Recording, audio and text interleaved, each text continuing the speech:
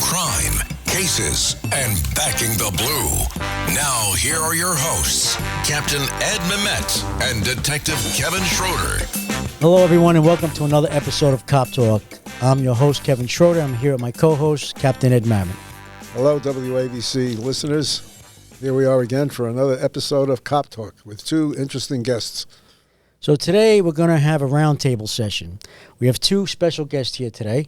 First guest is retired Detective John Wilde, over 27 years, vet with the NYCPD, was also on the board as a welfare officer for Queens with the Detective Endowment Association, has two sons who's retired from the job, one as a sergeant, one as a lieutenant, and he's also the past president of the RDNY. Welcome, Johnny. Thank you. And our second guest here is retired Inspector Paul Valerga. Paul is a 27-year vet of the NYPD. You wrote some books, I believe, right? Yes, I did. Okay. Yep. And your last command, it was the New York City Police Department Academy, where you were the CEO of the Specialized Training Section, correct? That is correct, yeah. Okay. Gentlemen, welcome. So, Thank you. We're going to get right to it. Johnny, what is the, in respect to the police, how have the times changed from when you were on the job and today? Well, if you think about it, when I came on the job, I remember I went into Brooklyn, and the first post that I had, I remember just coming out of the academy, and guys drove me out to the post. And when I got to the post, I remember that guy's words. He was one of the best cops that was in the precinct at the time. And he said to me, "Look, see this post you have here now? You are the one that decides who stays and who don't stay. If there's troublemakers here, you move them. You get them away. You're here to protect the store owners and the people that are walking in the street." So I said, all right. I go, what happens if there's a group that don't move? He goes, there's a whole load of us. You just get on your radio and call us, and we'll be here, and we'll do what you got to do. But you know what was the difference? When I got out of that car and went on post in uniform, everybody that was on that street knew I was there. And it was like, you know, you hear them when they do the, 5-0, 5-0. But no. And you could see the bad guys didn't want to be there with me. They would leave. They would walk away. And the good people would come out, talk to you. You see people in the street. I talked to everybody. So it wasn't a bad thing because I talked to everybody. I got to know them. They got to know me, and they respected it. It was a different thing. If they all would come to me and tell me, hey, down the block, this is going on or that's going on, and it became like you belonged to them, that right. You were their law and order. You were the guy that was going to protect them and their families there. And they respected you for that. I mean, it got to be, it was on a first-name basis. When I was there, either day or night, when they passed me, hi, John, they would talk to you. And it was a different world. It just, if I went to get involved in something, you almost felt like they had your back. They didn't walk away from you.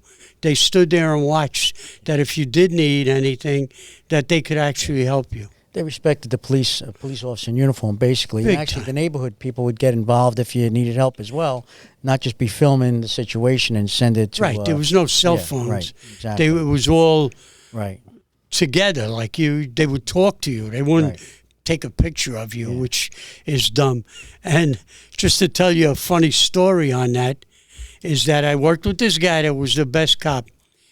We went to a thing on Ocean Avenue, and we were there. And this isn't like because you were a cop you could do these things, but a guy had beat up his wife and then came down the stairs, broke into a house, and disarrayed the whole house. When we pull up, he's coming out the front door, and we grab him. We got him. The description's there. We got this guy. With that, we're doing what we have to do. This guy ain't going easy. We're fighting in the middle of the street with him. And then all of a sudden, a guy comes walking out of the apartment house, and we're over there trying to control this guy and having a tough time at doing it. And we're the only ones there. It was on a late tour, I think. And this guy has a Polaroid camera. and he's snapping pictures. So the guy I'm with is a tough piece of work. Great cop, but tough piece of work. We're not paying no attention to this guy. With that, another gentleman comes out of the building and he goes, "What are you doing there?" And he said, "Oh, I'm looking at these cops, what they're doing." He goes, "Did you live here?" He goes, "I'm visiting." He goes, "What is that with the camera?" He said, "Well, I want to document it." The guy took the camera, put it on the floor, and smashed it. Wow. Yeah. Polaroid camera in 1,000 pieces, because this guy knew what we were doing. We were there for them. And this guy was coming over to take pictures of us doing it. Yeah. But now it's an everyday thing. And cops know that they're doing it. You know, John, give our audience a little bit of your background as well on the job, when you were on the job. Yeah. I came on the job late because I was coming on in 65. At that time, they used to investigate you out of a precinct. So I had 2 sergeants investigate me. I was ready to come. But the World's Fair, I was driving a dump truck making twice as much as cops. So I had 2 kids. I did 4.5 years in the service. And when I got home, I got a job in a company called Sicilian Asphalt, and owned by Irish people. But I didn't come on the job then. And then when I got called back, again, they recalled me back. I went, and I came on a job. I went to the academy, saw some great people there in the academy, people that, it was different then. They could tell you like it is. Yeah. They would tell you things like it is, how you're going to be in the street. But I already had veterans time. I was in a job. I had a job for years. I wasn't a young kid coming on. So I had a background of life. I was married. I worked. I was in the military. And it was a different world back then. But I came on. I went to the academy, got sent to Brooklyn, stayed in Brooklyn. Then in the 75, even though I had service time, I was 1 week out of Vietnam, and they didn't accept that as being able to stay on the job. The guy that I was working with was in the National Guard, and he was in the mail strike and broke his hand. He stayed, and they laid me off. And then I had a lot of cases in Brooklyn where they called me to testify. And when I went to testify, it was part of the mob that back then that was testifying. I said, "Hey, how could I testify? You got me laid off. I have no gun or anything." I said, "You're going to ask me to go to court and testify against this guy." He was hooked up with Gallo years ago. He was a tough guy for them. And he had tried to kidnap a guy on Fort Hamilton Parkway, duct taped him, and walking out the door, I happened to see him, got into a chase. He threw shots at me. I didn't even know it. And then the gun fell apart, and we locked him up. But then he got out on bail because they didn't present it in 72 hours, I think. Yeah. They didn't present it to the grand jury. So they gave me my guns back. But the funny part was, the guy that was getting kidnapped was part of testimony in the Jardy Commission, or Knapp Commission. And he was considered a wise guy. But the department came and told me, "See if you could get close to this guy. See," and I was a uniform guy, "See if you get close to this guy. See if he gives you anything."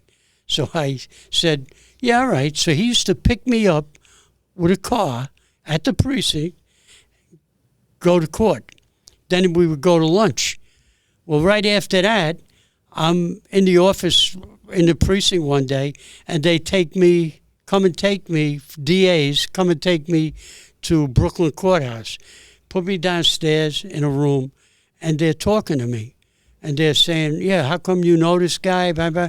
I go, "But they told me to get close to this guy." They go, "Who?" I said, "I think it was Internal Affairs at the time. Told me to get close to this guy." I said, and I did. I did nothing wrong. It was Giuliani was in the office then. So they had me in this little room for about like 2 hours just sitting there. And finally they come in and go, all right, yeah, we found out about that. I said, boy, you think somebody would have asked them before you picked me up in the precinct. I felt like I was a criminal. Wow. And they wanted me to wear a wire back then. And I went into the precinct. The delegate was there. His name was John Lawrence. He said to me, kid, if you wear a wire, you're going to be known your whole career on a job for wearing a wire. He said, just tell them. If he tells you something, you'll tell them. But don't wear a wire. And that was my introduction to how you do and how you don't. Some story. You know what you described before about how things were when you were on a foot post? Yes. You know, when I came on a job, a lot of the people I worked with were veterans of World War II and the Korean War. And like you say, they were experienced guys. Many of them had been in combat, and they were really good street cops, and the community respected them. But ever since the draft ended, you get a totally different type of cop coming on. Would you agree with that? Oh, I agree totally with that. And a lot of these kids come right out of school. They have no background, no interesting experiences, and some of them are wimpy. Well, you know, it's so true that I remember when I worked there in Brooklyn that it was funny, but these guys would be the first ones to show up. If you call for a 1013 or something, they were there. They were there. In fact, there was one guy there who sadly was killed in Brooklyn, Louis Miller. I remember Louis. And, 7-0 precinct. Yeah. And he was first guy every time. He was first guy every time. If you called for something, he was there. He was a training officer. And he used to train these guys with like a father personality. You do like I say. This is the way you do it. Don't hold back or anything. But sadly, he was killed in getting out of an elevator on a burglary, I think. Inspector, welcome to the show. Thanks for having me. Give our audience a little bit of your background, and you jump in here. No, excellent. Just like John, I also came in on the job late. I was 30 years old when I made the plunge into the NYPD. I had started a couple businesses when I was younger, after college and after high school. What type of businesses?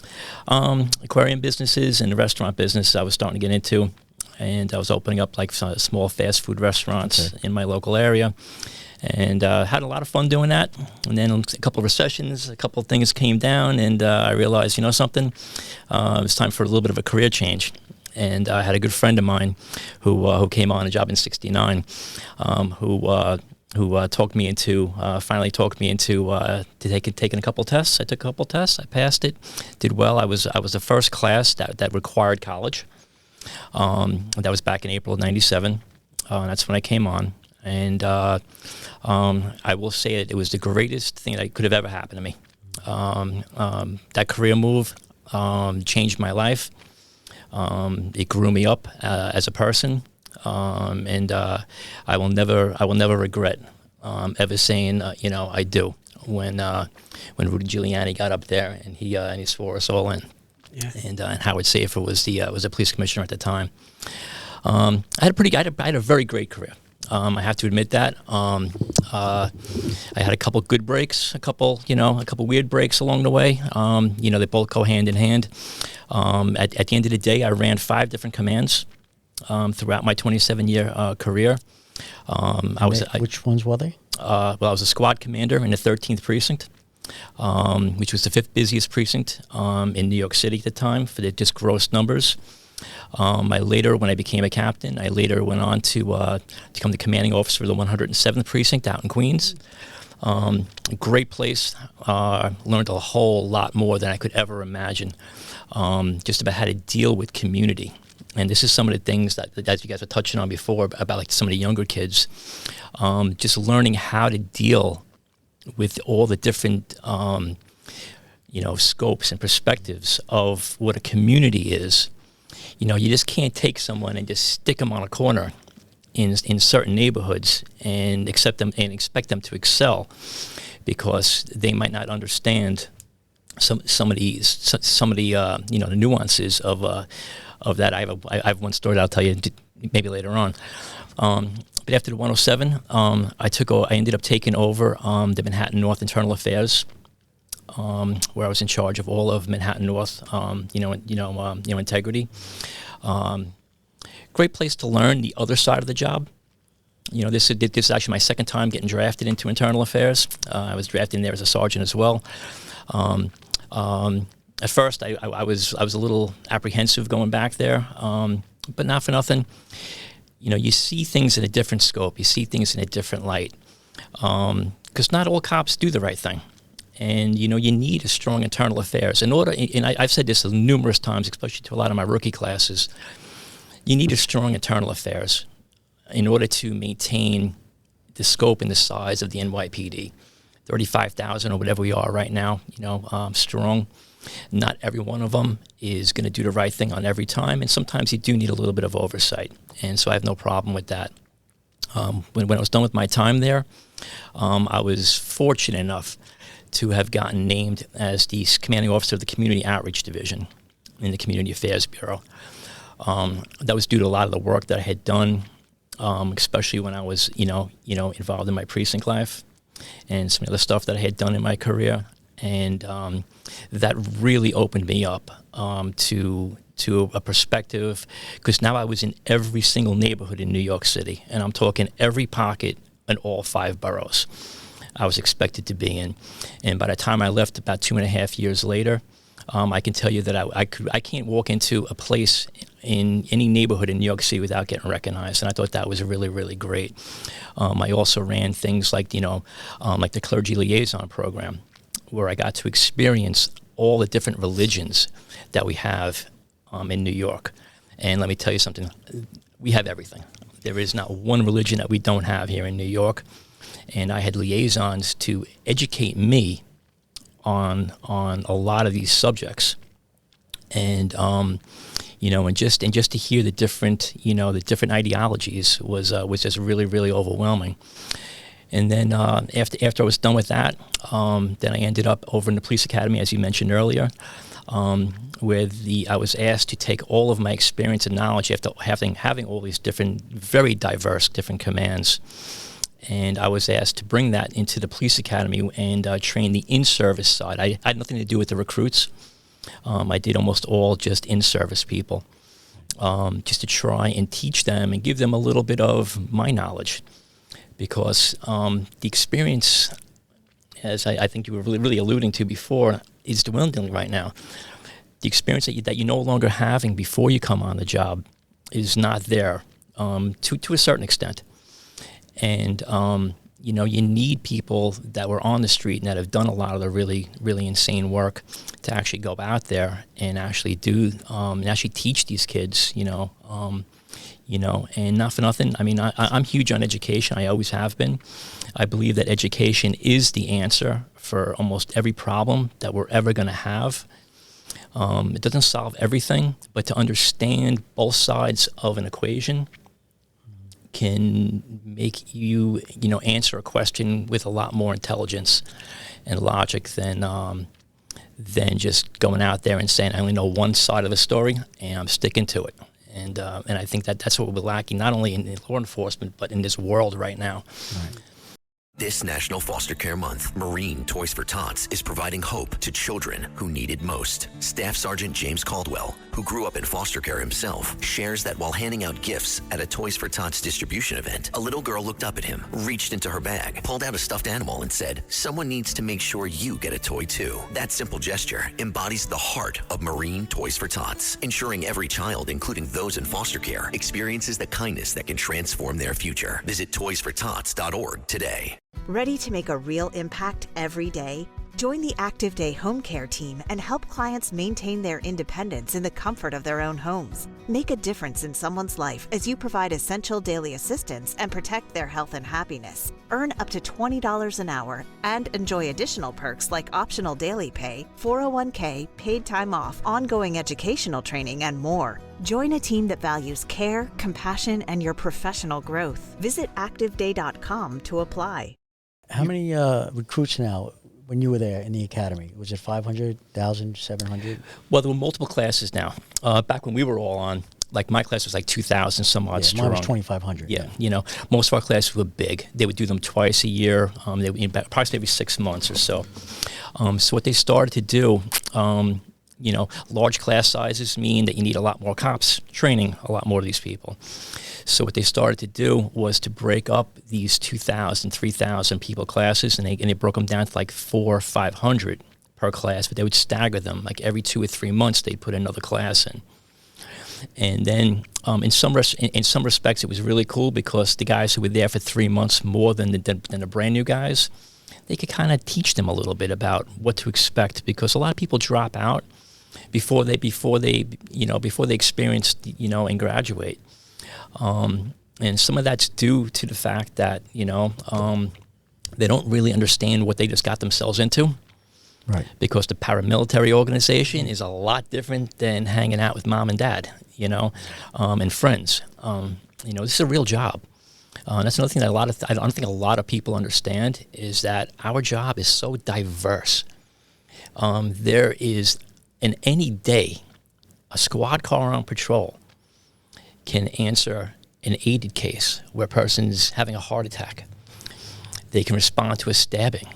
They can respond to gunshots. They can respond to a domestic dispute. They can go to a robbery case. They can deal with a missing person. It's just endless. And, you know, no matter what class you are, no matter how long you spend in the academy, nothing can really prepare you for your first day. And, you know. Now, let's say 500 recruits in the academy. How many actually graduate, between going to other police departments or just quitting for whatever reason or being terminated? The vast majority do. The vast majority do. You know, like when the Port Authority opens up, I know they we steal about 30 or 40. You know, Nassau and Suffolk County definitely you know, dwindle that number down. A few people don't make it for various different reasons. Either they fail academically, physically, you know, things of that nature, or they just don't like it, don't want it, and they just leave. But I mean, the vast majority of them actually do. Yeah. What's your opinion of the requirement for college? Do you feel that's very important? I'm mixed.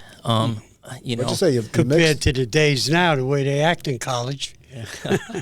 you know, We'll get to that. There's a 2-year college requirement, right? To come on the job? Yeah, well, it's actually 60 college credits or 2 years military.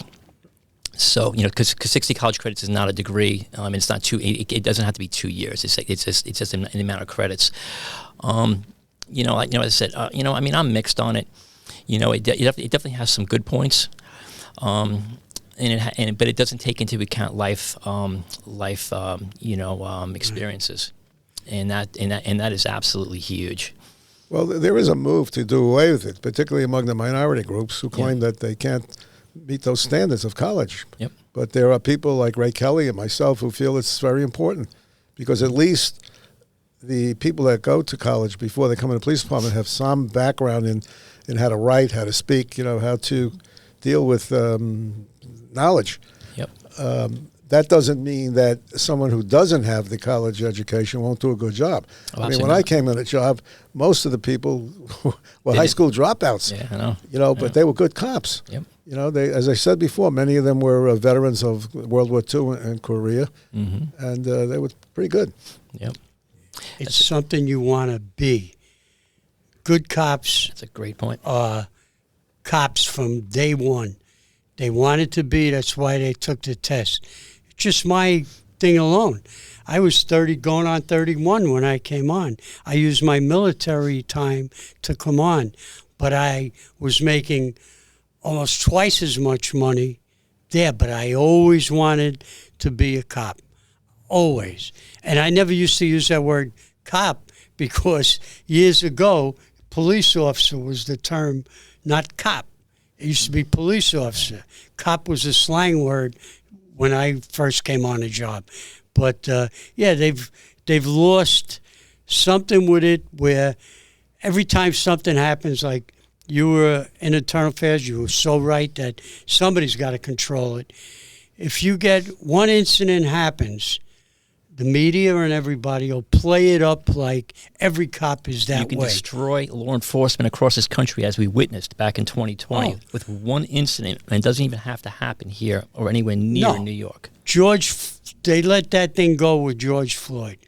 George Floyd, they got statues of him and everything now. He was a criminal. He never would have had something with a police officer if he didn't do something wrong. And most people that don't like cops, either they had something that did something, including a lot of our politicians. They were pulled in because they did something, but they don't tell you that. But they just go ahead and pin every cop. Every cop is this, every cop is that. But just getting to how you say they operate, I went to the city and I walked over. I didn't know if the Carnegie Deli was still open. I walked over to two cops in a radio car. That's a whole other story that we can get into. Which is different. It's so different. They should be paying attention to what's going on around them. And I see that they're young. This is a new generation on the phones. And I believe that they shouldn't be. Like in a car. I don't think you should be able to use your phone in a car. There'd be less accidents if they were you. Pull over, get off the road and call up.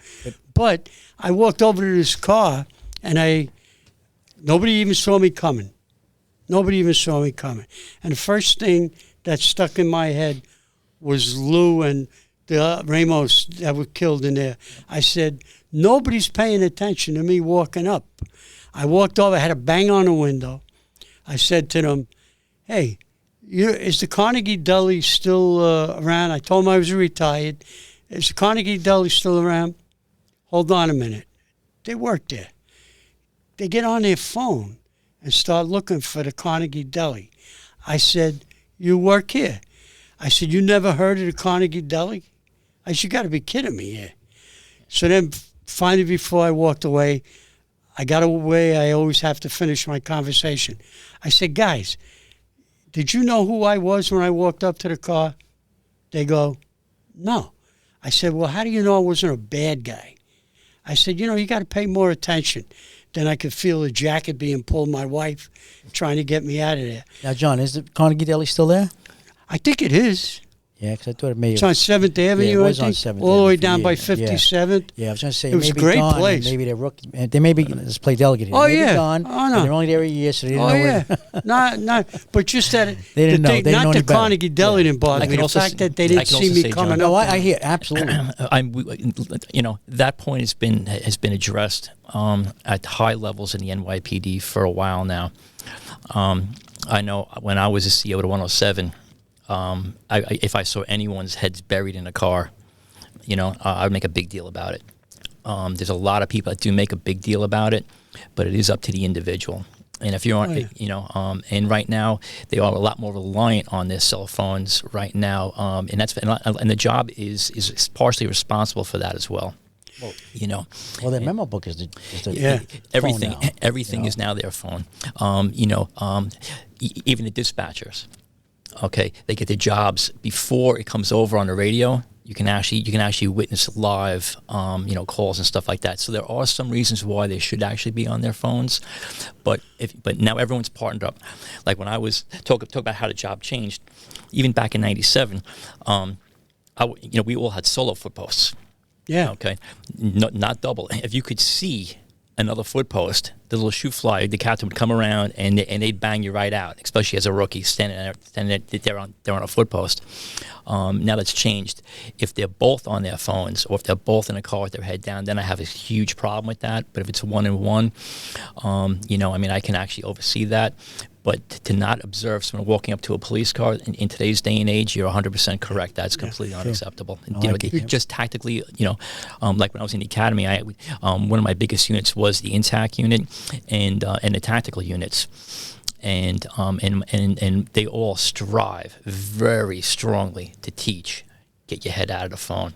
But like I said, the unfortunate reality is that there is some need for the cell phones these days. What happens is sometimes conversations get put out there to the public. If you could remember when somebody made a stink in the paper about they were watching cops on the train stations, and they were always on their phone. They made a big stink about it. And then the mayor says, I'm going to take care of that. That's going to stop it. But he didn't even know that they were getting that information from the communications. They were being told things to look for. This guy just did this guy just did that, and it just got away. We're too like down or whatever. You can't use certain terms, certain words, and that kind of messes things up. A cop's got to think, here he is faced with something really happening, and then he's got to start thinking how. Worst thing that turned New York upside down, and it stays in my head every time I think of a cop. It stays in my head. The Bronx, was it? Where they dumped the water on the cops, and they walked out, and nothing was done. And I said to myself, years ago, they would have been in them buckets. Them guys would have been put in their buckets and taken back to the command. And it would never happen again. No, that should have never, ever happened. And the fact that just this police officer the other day, female officer, gets punched in the face and knocked down. Horrible. What is that? Tell them, the media shows it one day. Oh, yeah, this happened. It's forgotten. That is the worst thing that could have happened. That poor girl should have never been punched in the face like that. No one should be punched in the face. They don't have to pay. That's the problem. They do things they know they could get away with. I see it. They do things right in front of the police. They don't care. Because they know if they get locked up, just look at what's going on with what we invited into New York, the migrants. I mean, they beat up 2 cops on the ground, and all I'm doing is watching this video and saying to myself, why did they ever do away with a nightstick? Right. The first guy down on the ground, okay, he's down. They were on him. His partner, Cubs, if he had a nightstick, I'm going to tell you from experience, them shins cannot take a nightstick.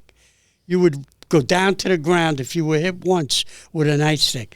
No way them cops should have been put through that on the ground, and then they lock them up and they walk.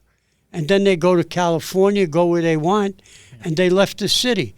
And that's the people. It shows the people. Well, the cops ain't got no authority anymore. Yeah, they're videotaping the scene. That's how you watch a video, right? We all watch these videos. How about everyone helping the cops out? Jumping in and helping them out instead of videotaping. Talk about lack of respect for the cops. Oh, yeah, of course. Well, there is no respect. There is none. I mean, listen, a cop in uniform tells you, stop, police, you're under arrest. Okay, stop, put your hands behind your back, you'll get your day in court. Compliance. There's no compliance here, and then that's what escalates everything, okay? So, the cops are doing their job, but these perpetrators think they could shit all over the cops, and that's what they're doing and getting away with it, like you just said, John. Yeah. There are things that you can do, and they get away from it. I remember when we first in the commands, they put stop police. They put them in your lockers. They had these things taped. These people knew who we were when we got there. They know who we are. Yeah, you're in uniform. They see you. They know. They're yelling 5-0 on the block, and everybody's doing things, and you lock these people up. But nowadays, it seems like the cops can't act the way. I mean, we did things. Also, tremendously. Just a cell phone alone, as we just talked about before. Yeah. I mean, just getting videotaped. Everything is on tape. Everything. When we were detectives, videotaping changed the way that we detected cases. You were around. I was around for that. I'm not too sure if you were still around when video became super, huge. But but that changed. A lot of different things because now a lot more things are now black and white. Because now I got you sitting right there, doing things. And another thing with that, I got into the video course. I went to a great lieutenant that retired out of homicide in Brooklyn. I went to the 9-0. I went to the A3 first. Then I went to the 9-0 to see the guys that I knew were still there. And I walked in a room, and I talked to a guy, and we walk in, and as soon as we walk into where the interview room is, he goes, "Oh, Johnny, come here." As soon as you close that door, the video goes on, the sound goes on. I go, "Why?" Yeah. He said, "That's the way they have it now. Yep. You walk in, and everything goes on tape, and you talk." You know, a lot about what you spoke about has to do with the politicians. Ooh. They are really handcuffing the police. You want to talk about that? Oh, most certainly. We have the biggest election going. I'll let John take over for this one. Biggest election going in this country. And we have somebody, and I ain't going to mention their names, but everybody knows who they are, that supported bail reform, got the people, during the George Floyd riots, bailed people out. Bailed people that were criminals. I'm not talking about somebody stole a pair of socks. I'm talking about rape, robbery, assault, everything. Bailed them out.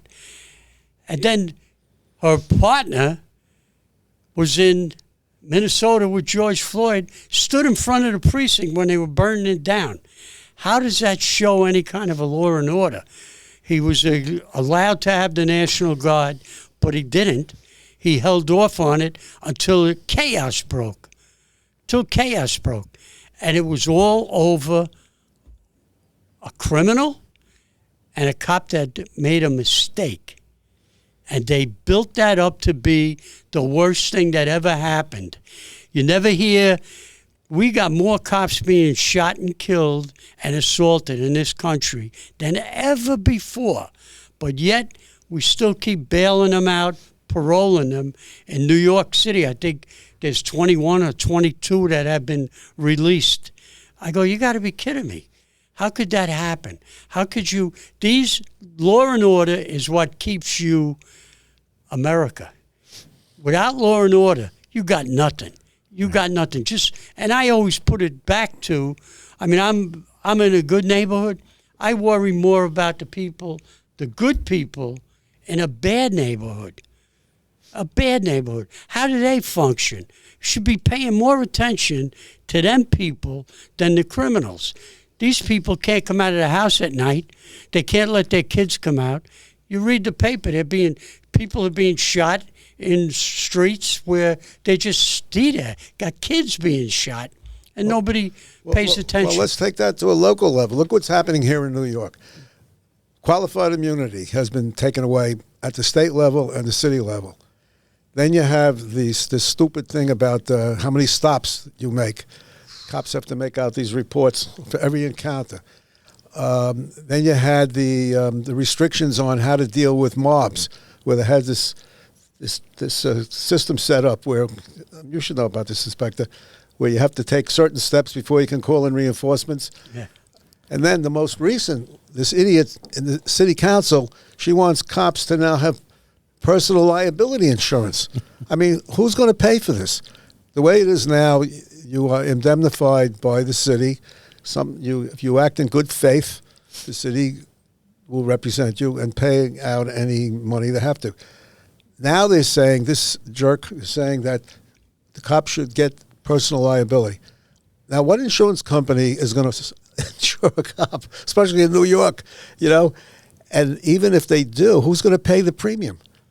Cops can't afford that. What have you got to say about that? You know what? I just told big boss on the job this thing when they did that new way they're going to do things where cops, if an incident happens, cops will walk over and take down all the information. If they interview somebody, they got to put it down. They got to talk. So I said, you know what? You got to explain something to me.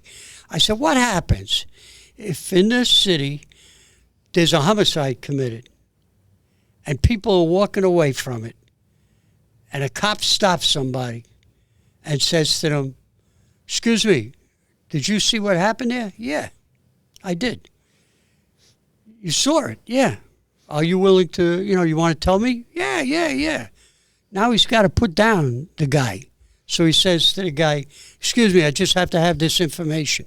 We did this with Stop and Frisk years ago. What are you? I'm a female. You're a female.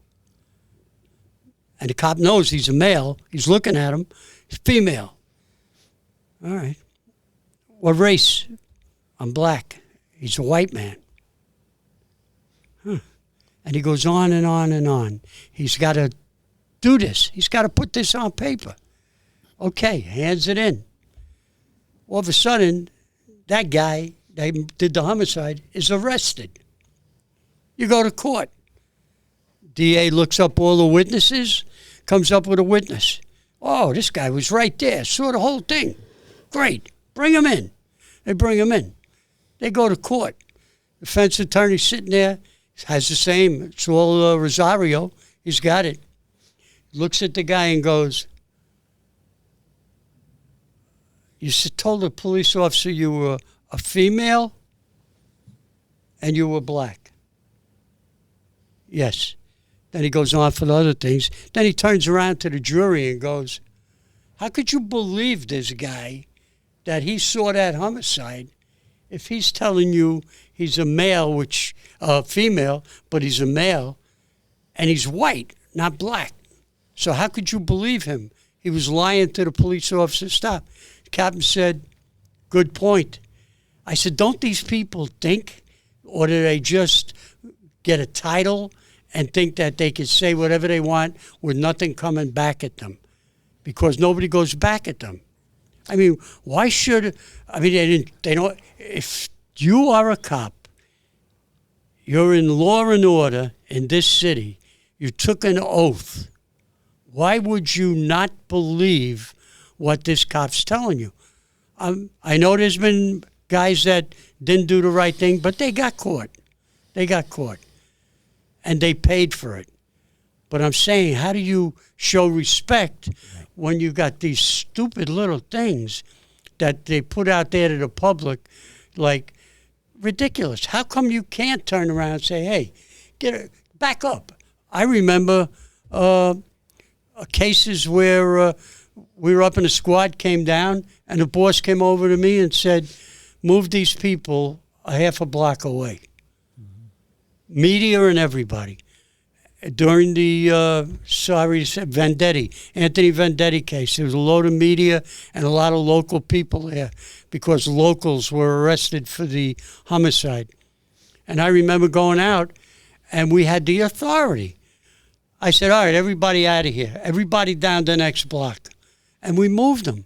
You can't do that now. Now you're infringing on their, you can't move them. You're trying to, you weren't, they were just going to be annoying being there. They interfered with what the police were doing. Let's move on to another topic. The pro-Palestinian, pro-Hamas demonstrations. Paul? I mean, first off, we're not going to solve the Middle East problems here, in an hour. But some of the things that I just don't like about this is, I mean, you're taking, you're spewing hatred, and a lot of hatred. Like, I'm glad you asked me this question. When I was in the Community Affairs Bureau, I started a program that was called Stop Hate NYC, and that was all about hate crimes. I sat on the mayor's office of the prevention of hate crimes for about a year and a half before COVID happened, and I actually, I feel really, really strongly about the fact that we need our Second Amendment rights. We need freedom of speech, and I have no problems with this thing. But where I draw the line is the professional antagonists that are coming from all over the country, that all they want to do is just stir the pot up. And then you have college professors, and this is actually disturbing to me, who are actually educating their students on how to protest and how to hate. And, if I was a cop on a corner, getting up on my soapbox, and if I started doing anything even close to this, all right, first off, my picture would be on the front page of the paper, and I'd be fired, okay, almost instantly, okay? I'd be suspended instantly and then fired immediately. You have college professors that is still to me a very respectable position, but when you have people, like I said, that are warping students' minds to get them arrested so that they can live out their fantasy because maybe they didn't have a chance to protest, whatever. I find it to be just utterly disgusting. I retired right before these things all started, but I was reading some of the stats, and it was almost like 40% of the people or something like that. Don't quote me on that were arrested at Columbia University and NYU and all those other places. I think it's like 40% of them aren't even college students. What are we talking about? Paid. What are we doing here? And again, I get the fact that there was a lot of legal ramifications involved in this thing, but someone has got to figure out a way. Maybe the feds have got to step into this thing. Once you start crossing state lines to spew hatred, if we were to do this, okay. I mean, obviously they're targeting Jewish people right now. As far as I understand this war, and again, this is a Middle East conflict that's been going on for thousands of years, and we're not solving this thing, here. But the bottom line is, from what I understand, that Palestine sent rockets and missiles into Israel that started this basic conflict right now. Israel retaliated, as in my opinion, that they're in their rights to do so. But now you're spewing hatred against the Jewish people, okay? Who in New York City, just so everyone knows, has the highest rate of hate crimes against them to begin with, and now you've only I'm sure the numbers have just escalated ever since this. Now, if we were to do that against another race or another religion, we would have civil war on our hands right now. And like I said, I just have some issues with why it's happening and how it's happening, and then to read that there are certain college professors and high-ranking board members of these schools that are basically funded by Jewish people. Columbia University is basically sponsored, by a lot of Jewish people, who came out and decried how they called the NYPD to clear a building that had been taken over hostily by these protesters who, for approximately 40%, weren't even students. And yet, what are we talking about here? This world is upside down right now. I can't fathom this. How this could even be. Inspector, how did the universities allow this to happen? How did they allow them all to come on campus? First of all, they're trespassing if they're not. It shouldn't be on campus, the 40% you're talking about.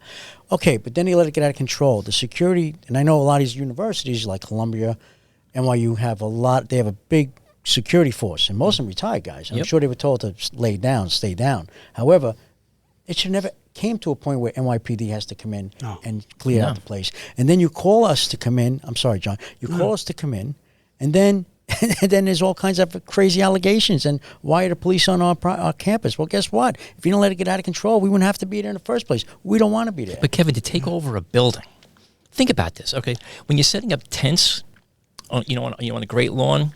Okay, right. You're making a point. You're making a statement. Okay, I get that. Blah blah blah blah. You want to protest again? I have no problems with protesting. I have a problem with some of what they're saying right now. But the bottom line is, it's fun. You want to protest? God bless you. Sure. This is America, and we can do that. But they took over a building. They broke into a building, which is what? Burglary at that point. Yeah, sure. Forcefully took over and refused to relinquish it. Okay? What are we talking about here? How is the NYPD at anything other than absolute total heroes for sending in our elite ESU units? Okay, no one got hurt. Okay, from what I heard, around accidentally got discharged. Okay, I can deal with that. That's going to be investigated, and whatever that investigation turns out at the end of the day, I'm guarantee is going to be 100% on point. And if someone did something wrong, they'll deal with that. But again, what are we dealing with here? We're not talking about rational people here. No, John. The man. You've been to his birthday party, Father Lloyd. Yes. He died at 103. They called me up 2 days before. He calls me up, not him, but a reporter for the Post calls me up, says, Father Lloyd wanted to know if you could drop some hats off to him, because he was our chaplain in the RDMY years ago. Right. So I said, yeah. And we had gone to his birthday party when he was ordained a priest for 75 years. So I said, yeah, what happens the next day, he dies. But I have the hats. So I said, I got to bring him. I got to bring him to the wake. I find out when the wake is, and I drive into the city. When I get to 60th Street and 9th Avenue, there's a mob scene. Fordham University. Cops across 9th Avenue. Mob scene. They're throwing things, screaming, yelling. So I ain't going to park here. I go around the block. I park in a parking garage.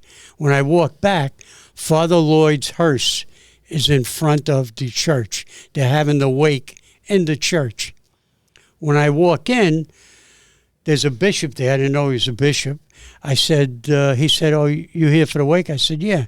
He's, oh, so I told him what I was there for. He said, go put them up on the podium. So I put the hats up there, thank you. Walked out. As I'm walking out, he says, can you do me a favor? He said, we have one security guard here. You're a retired detective, right? I go, yeah. Could you kind of like keep the people from coming into the bathrooms and wait? I said, sure. I walk outside, and it's like a balcony up there where they got to walk up steps. There's a load of young kids down at the bottom. Now I hear the conversation is F the cops, screaming from the crowd. Fordham. I'm saying to myself, the cops, why are they yelling at the cops? The cops ain't got nothing to do with them. With that, a kid comes walking down a block with his Israeli flag. He walks over on a corner, and he's a good-shaped kid with his wife or girlfriend, and they're all screaming at him. The kid, I give him a lot of nerve, takes it, and he goes, anybody wants to take this flag, come over and take it. Now, the cops hear this. The cops don't stop them. They backed up a little. So give them room if they wanted to come and take the flag. Not one of them came across. So now I'm standing there. I'm saying, look at that. Here they are screaming and yelling, burn this, do that, cursing the cops like crazy. They're throwing water bottles and everything. I'm saying to myself, what the heck do they have against the cops? The cops are just there to make sure nothing happens to anybody. That's the problem. Yeah, I know. They're there. I remember years ago we would go to demonstrations and they would say, we're leaving, the bosses were leaving. Anybody threw something at you? See ya, and they would leave. Yeah. And the guy that threw something at you would run like a devil because he knew something was going to happen. But these kids did that. Now the guy leaves. Nobody came across to him. So I walk down, and all these kids are sitting there, and I'm looking at them. And finally, I talk to everybody. So I said to them, hey, what are you doing here? What's this all about? They couldn't even answer me. Finally, I went over, this one guy said something, and they were all kids that looked like they lived on the west side of Manhattan. Yeah. So I go, hey. So he says to me, well, this is about what's going on in Palestine. I go, yeah. I said, well, what about the rest of his story? I go, do you know anything about what happened? Not one kid. And they were all like 16, maybe even younger, and then up. And they were all dressed and everything. And I'm saying to myself, you don't even know why you're here. But then, when you hear about them locking all these people up, they were at George Floyd. They were at Black Lives Matter. That's what I was talking They were about. at every function. They are right there. And they have taken control of this country, and people don't know it. Look at Seattle. Look at Chicago. Portland. Look at Portland. Look at New York. I mean, come on already. You get what you ask for. This city's got this migrant problem because somebody said, send them here. Well, they're here. Now, who's paying for them? Us. Who was the one that asked for them? Mayor Adams. That's right, Mayor Adams. Mayor Adams. He asked for them. He got what he asked for. Now he's trying to bail out, and he can't bail out because they're here. sad part is that you guys, I'm sure, have seen. You go past where they have these things, and there's motorcycles, mopeds, electric bikes, all over. Who bought these Cell things? phones. You know what? There's outside this country influence, and sad to say, we're coming up on 9/11. Just look what happened at the Taylor Swift concert. There's idiots out there, and they're going to look for something to do. And now that we've let them here, I don't know who can't look in the dictionary and look up the word illegal. Illegal is illegal. I couldn't put a fence up by my house more than 6 foot because it was illegal. Right. But they could come into this country illegal and just take it over, and they are taking it over. Well, that brings us to another point. Paul, you can appreciate this. They create a major problem for the police. Now, you know very well that oftentimes the police are the first ones to come in contact with them, right? Whether they're an aided case, whether they're in a traffic stop, because some of them are driving around with, with phony licenses or a crime, whatever. And the police are handcuffed. Now, we had the New York director of ICE, and he was very clear. He said that they cannot deal with the New York City police, and that is law, because the city council passed a law that the New York City Police Department cannot cooperate with ICE, which is absolutely ridiculous. That's been that way for a long time. What? That's been that way for a very long time. Well, in my time, it was in the old rules and procedures that if you came across someone you suspected of being illegal, you'd notify, at that time it was the INS, Immigration and Naturalization Service, and someone would come down and take them away. You never saw them again. This has totally changed. It's becoming a major problem, not just in New York City, but nationwide. Can you comment on that? Yeah, I mean, as I said, it is NYPD policy that you can't ask someone about certain different things, and that's in our books until it's not. So are the cops technically handcuffed because of that? I'd say absolutely.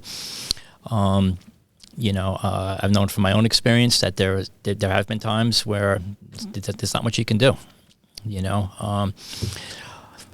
My opinion on it, I'm going to reserve that right now. But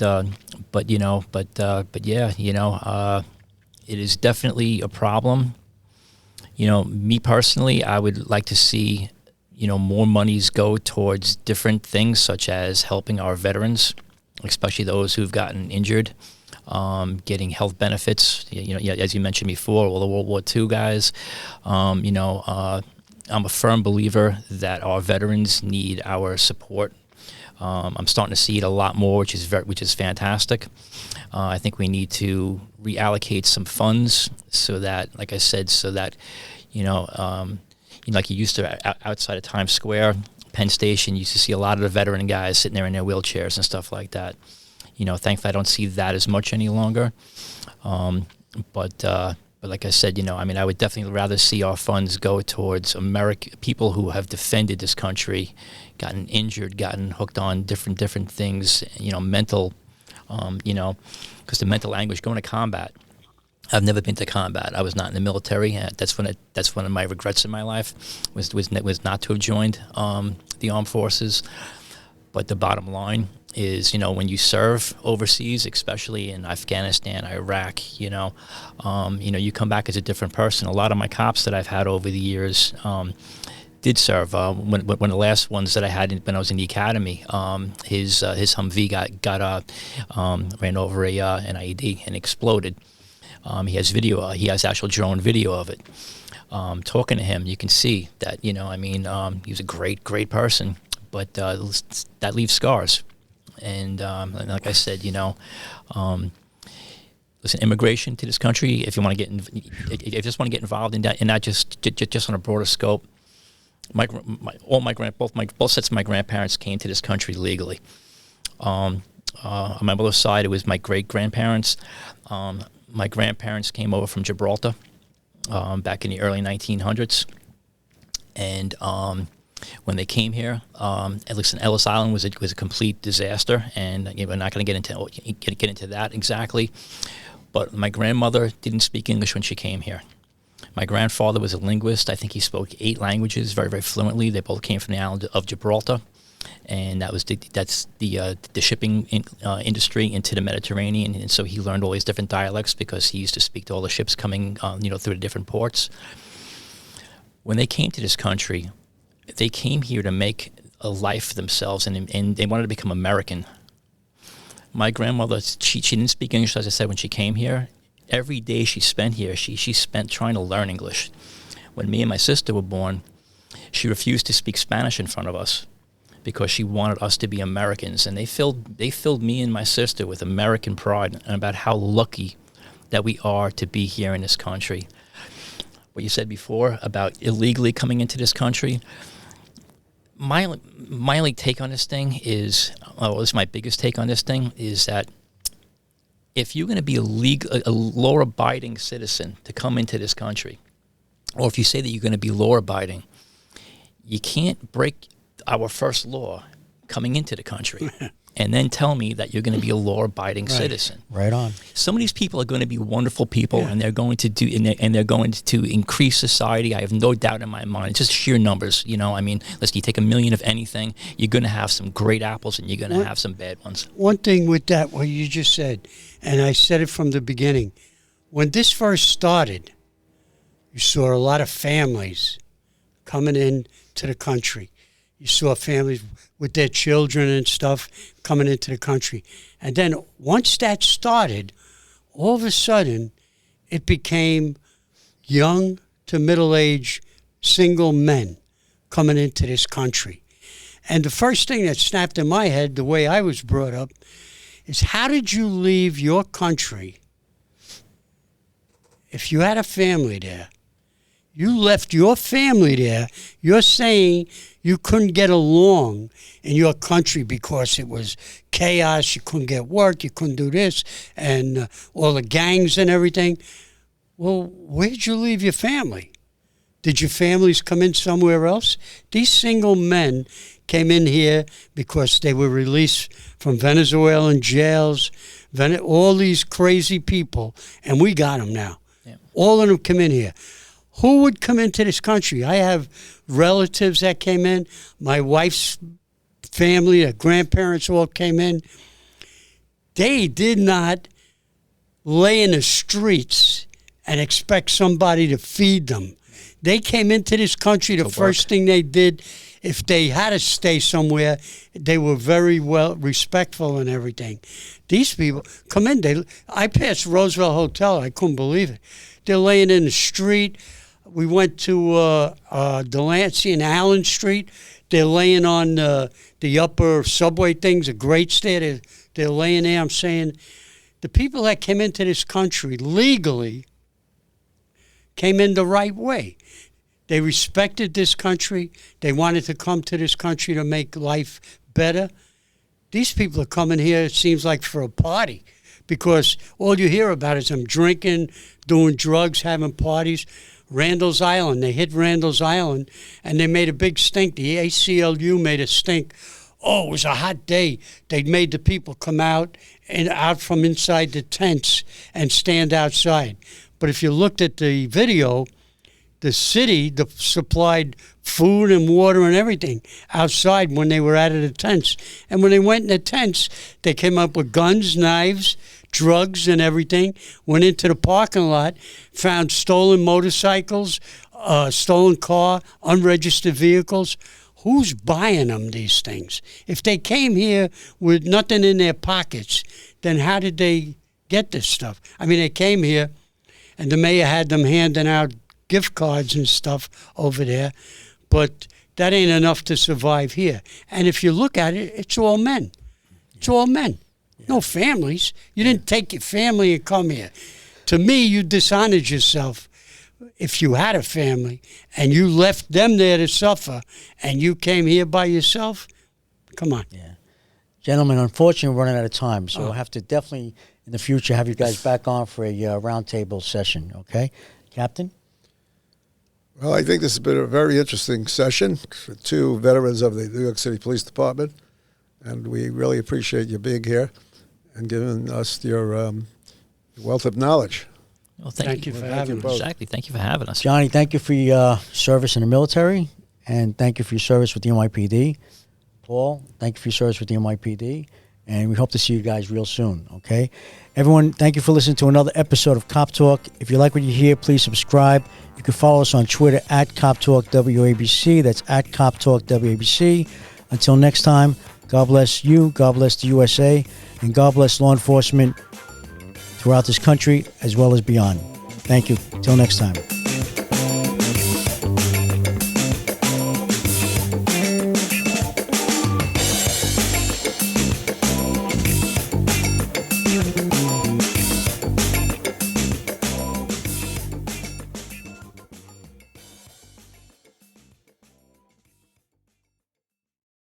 Hello, folks. Larry Kudlow here. Pay attention, because China is leading the largest anti-American alliance since World War II. One that's already dumped U.S. bonds, grabbed 43 million acres of our farmland, and is plotting to dethrone the dollar. That's why IRA and 401k savers are protecting their savings with gold. Please go to freegoldguide.com/Kudlow or just call 800-621-3908 for your free gold guide on how to protect your wealth with gold 100% tax-free.